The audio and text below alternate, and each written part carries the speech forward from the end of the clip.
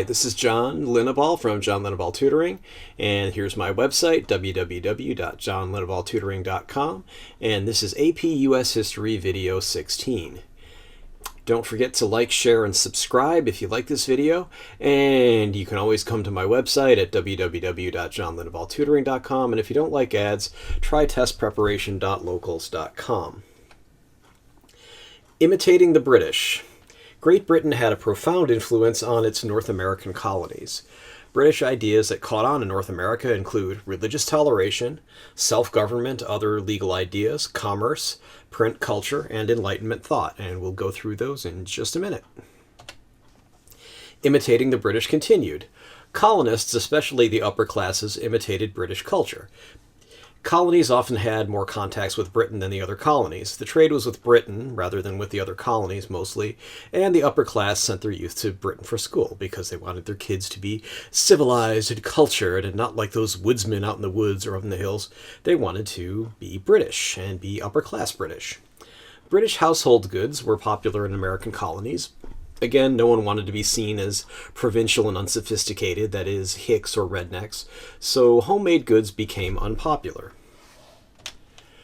Shared culture by print. Colonists were highly literate, newspapers flourished. John Peter Zenger started the New York Weekly Journal in 1733. I briefly mentioned Zenger and his libel trial in my previous video, that is video number 15, and we'll discuss it at length in a later video. Benjamin Franklin took over the Pennsylvania Gazette in 1729, and by the time the American Revolution was underway, there were 40 weekly newspapers in the 13 American colonies. At first, these papers mostly just reprinted news from European papers, then local news was also placed in these papers to go with the news from Europe. And here we see an old Boston newsletter, which is published by authority. Isn't that wonderful? This is from 1704. All right, and we can see from the London Flying Post from December 2nd to 4th, 1703. So let's move on. Enlightenment Values and Anglicanism from England. Enlightenment values were rationalism, depending upon natural laws and the scientific method, universal rights, equality for everyone, tolerance for everyone, and skepticism of supernatural occurrences. In a way, this is very similar to deism, which I discussed in the previous video, number 15. Anglicanism, the main church in the American colonies, that is also in video 15, in the 1600s and 1700s, the Church of England, Anglicanism basically, began to incorporate Enlightenment values into its teachings. There was a schism, meaning a split, a separation, between the conservative High Church and the liberal Low Church. William Laud, the Archbishop of Canterbury from 1633 to 1640, supported the High Church. Low Churchmen combined Enlightenment values with broad spirituality. Preachers were given latitude in matters of faith and practice, thus the Low Churchmen were often called latitudinarians. Boy, that's hard to pronounce. Latitudinarians. You know, they were given latitude, they were given leeway, they could be a little loose, so they were latitudinarians. The ideas of the Low Church were adopted by Harvard University, especially after John Leverett Jr. became president of Harvard in 1708. Religious tolerance. So religious tolerance is allowing people from outside the official or the widely approved faith of a given country, colony, etc. For example, modern-day United States, most people are Christians. Religious tolerance would be tolerating non-Christians. Basically, in the Massachusetts Bay Colony, Massachusetts, here we remember the city on a hill speech that was given when they founded the Massachusetts Bay Colony, my Puritan brethren, now that we have arrived at our shining city upon a hill. Remember, city on a hill? Let nothing tarnish its brilliance. Okay, so the Pilgrims are all happy, including dissidents, Quakers, Catholics, heathen redskins, assorted infidels, and chicken thieves. So, ha ha ha. Yes, you can be any religion you want as long as it's a Puritan here in the Massachusetts Bay Colony. But that's how toleration started. Here's on toleration. Here's in the middle of page 78, when men have not sound ideas of the divinity, false ideas will take their place. Just as in ages of impoverishment, when there is not sound money, people use bad coin. The pagan feared to commit a crime lest he should be punished by his false gods. The Asiatic fears the chastisement of his pagoda. religion is necessarily where there is a settled society. The laws take care of known crimes. Religion watches secret crime. So that certainly sums up a big function of religion, is religion teaches people morality, teaches people that they should be good even if nobody sees what they're doing. But it's also pretty patronizing as well. Okay, unless you, well, we move on. But once men have come to embrace a pure and holy religion, superstition becomes not merely useless but dangerous. We must not feed on acorns to those whom God offers bread. So what he's saying is basically either become a Christian or whatever sect of Christianity this writer was, or you're just practicing a false religion, which is okay if you don't have any religion or wouldn't have any religion but for the false religion. But once you've reached true Christianity, then how can we possibly feed you on acorns when we can feed you bread? So that's a very early form of religious tolerance, but it's better than definitely where you had just people saying, okay, we're going to find our own place where we can practice our religion freely, but if you aren't of our religion, you can't come here, when you're about as good as a chicken thief as far as we're concerned. All right, so religious tolerance, the idea started in Europe and it spread to the New World. It was very controversial because some people were closer to this on-toleration or these intolerant pilgrims pictured in the cartoon that, we have the true religion. If we don't teach you the true religion, you're going to go to hell. We don't want that to happen to you. Or whatever might happen. We're going to have barbarians. We don't need that in our colony. So if you aren't of our religion, go live with the other barbarians. All right, let's move on. Religious tolerance continued. The Edict of Nantes. If I pronounce that wrong, I apologize. 1598, the Huguenots. Again, I don't know how to pronounce that. I've only ever seen it in printing. The French Calvinists, or the French Puritans, that's who the Huguenots were, they were allowed to practice their faith in France after the Edict of Nantes came forth.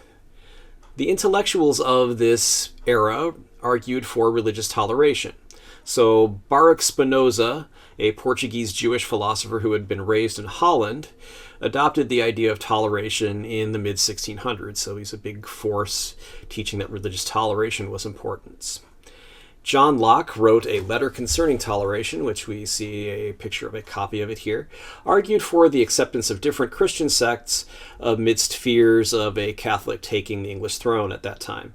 So again, not complete toleration by any stretch of the imagination, but hey, come on, you could be any religion you want as long as it's a Christian religion.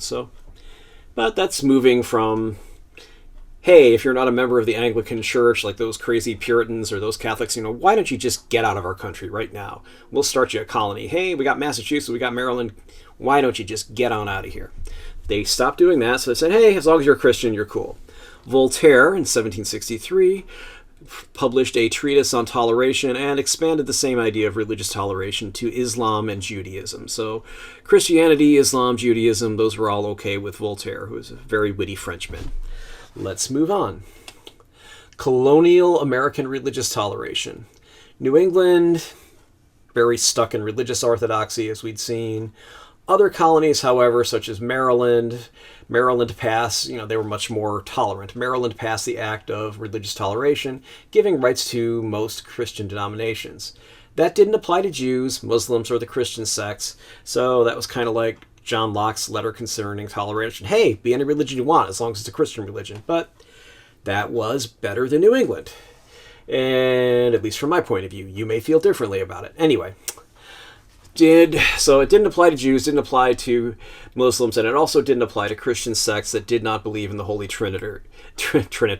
Holy Trinity, the Father, Son, and the Holy Spirit. Now, in Dutch New Amsterdam, as we discussed in the previous video, number 15, the Flushing Remonstrance of 1657, people petitioned Director General Peter Stuyvesant for freedom of religion for Quakers when only the Dutch Reformed Church was recognized. So, again, this is a very small baby step towards religious toleration. Like, well, couldn't you be nice to the Quakers? They're nice people, and they're just visiting here, and they're just having their little meetings out in the woods, and would it be nice if they could have it in a church? But that resulted in the much bigger step of the First Amendment. So again, I'm having trouble talking here. Okay. Both the Act of Religious Toleration and the Flushing Remonstrance were early expressions of the idea behind freedom of religion. That is, the First Amendment. So we can see here, again, the postage stamp commemorating the Flushing Remonstrance from 1657 to 1957, and a law of Maryland concerning religion. That would be the Act of Religious Toleration. And here we have Barry Goldwater, 1960s American politician, who had this great statement: religious factions will go on imposing their will on others unless the decent people connected to them recognize that religion has no place in public policy. And Barry Goldwater was a hardcore conservative. He was too right-wing, did not get elected because people thought he was kind of a right-wing crazy person. But even he said, no, we do not want to have religion in public policy. So, because we don't want religious factions imposing their will on others. So, it went from being very liberal and, wow, that's a crazy idea, are you sure you want to do this, to something even the conservatives of the 1960s agreed with. Did you find this video useful? Please like it and subscribe to my channel. Neither action costs you anything. You'll be alerted about my new videos. Why do I care? It's simple. YouTube doesn't let me share any ad revenue unless I have 1,000 subscribers and 4,000 hours. That's 240,000 minutes of view time in a year. While many people are watching these, I don't have 4,000 hours of watch time. I also don't have 1,000 subscribers at this time. Do you want to see this without ads? Try joining my community at testpreparation.locals.com. If you have trouble, let me know. I'm still getting this up and running, so I want to see if it works. For the same reasons, you're not only welcome, but encouraged to share links to this video, put it in playlists, etc. I'm always happy to read and respond to constructive criticism or suggestions for the new videos. I reserve the right to delete comments from and block those who specialize in destructive criticism, trolls, or things that are off topic, spammers and disturbed people. You can also hire me for tutoring. I live in the San Francisco Bay Area, so I can actually come see you. Oh, come on, Nero, get out of my face here. Anyway, you can hire me for tutoring if you want. I live in the Bay Area, so we could meet with social distancing and everything we legally have to do. Or I can meet you anywhere, no matter where you live, if you want to do it by Zoom or some other video platform. On that note, thanks for watching, but why not stay tuned for my contact information and my little disclaimer at the end. So here we go. Contact information: Facebook, www.facebook.com/Linnebaugh Tutoring. Instagram, www.instagram.com, john.linneball.tutoring. Phone number, 415-623-4251. That's a cell phone, so you can also text me on it.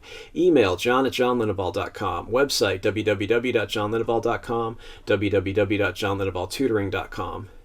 Testpreparation.locals.com, and mail is John Linneball Tutoring, 1859 Powell Street, number 109, San Francisco, California, 94133. And finally, note, this is not a substitute for your classes, text, etc. This video is based on Barron's AP US History Review Book, 4th edition, and any other sources listed in the video description, basically just a Wikipedia entry, and my general knowledge of US history. While this should help you do well on the AP US History exam, I can't be responsible for what your teacher thinks is important and asks you about on or in his or her own tests, homework, etc. Please read your class texts and pay attention to what your teacher says in class. All right, with that, have a good one. I'll talk to you later.